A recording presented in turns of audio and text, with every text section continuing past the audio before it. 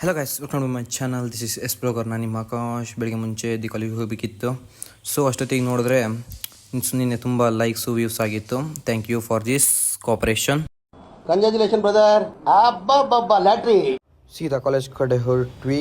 ಆದರೆ ಬೆಂಗಳೂರು ಒಂದು ಸಮಸ್ಯೆ ಏನಂದರೆ ಟ್ರಾಫಿಕಿಂದನೇ ತುಂಬ ಲೇಟ್ ಆಗೋದು ಅಂದ್ಕೊತೀನಿ.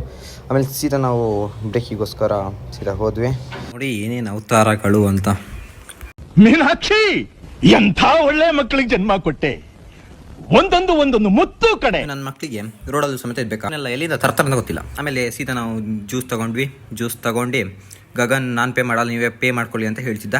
ಅಷ್ಟೊತ್ತಿಗೆ ಅವ್ನು ಹೇಳ್ತಾ ಅವ್ನ ಪ್ಯಾಂಟ್ ಮೇಲೆ ಸೋಡಾ ಬಿತ್ತು. ಕಡೆ ಬಂದ್ವಿ. ಆಮೇಲೆ ಕ್ಯಾಂಟೀನ್ ಹತ್ರ ಬಂದು ತುಂಬ ಟೈಮ್ ವೇಸ್ಟ್ ಮಾಡ್ಕೊಳ್ತಾ ಸೀದಾ ಕ್ಲಾಸಿಗೆ ಹೋದ್ವಿ. ಕ್ಲಾಸಿಗೆ ನೋಡಿದ್ರೆ soil mobile ನೋಡ್ತಿದ್ದ.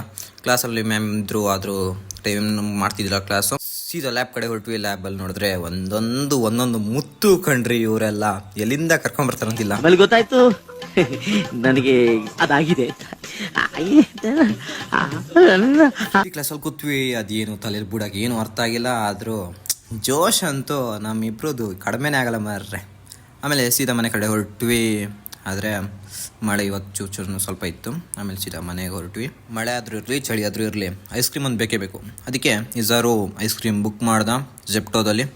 So ice cream ಬಂತು. ಬ್ಲ್ಯಾಕ್ ಕರೆಂಟ್ ಆರ್ಡರ್ ಮಾಡಿದ್ದ. ನಾನು, ಪ್ರಜ್ಜು ಮತ್ತು ಇಜಾರ್ ತಿಂದ್ವಿ. ಅಷ್ಟೊತ್ತಿಗೆ ಇವ್ರದ್ದು ಗೇಮ್ ಸ್ಟಾರ್ಟ್ ಆಗಿ ನೋಡ್ರಿ. ಯಾವ T20ಗೂ ಕಡಿಮೆ ಇಲ್ಲ ಅಂತ ತೋರಿಸಿದ್ರು ನೋಡಿ. ಗೇಮ್ ಮುಗಿಯುತ್ತೆ ಇವತ್ತಿನ ವ್ಲಾಗು. ನಾಳೆ ಸಿಗ್ತೀನಿ ಅಂತ. ಬಾಯ್ ಬಾಯ್.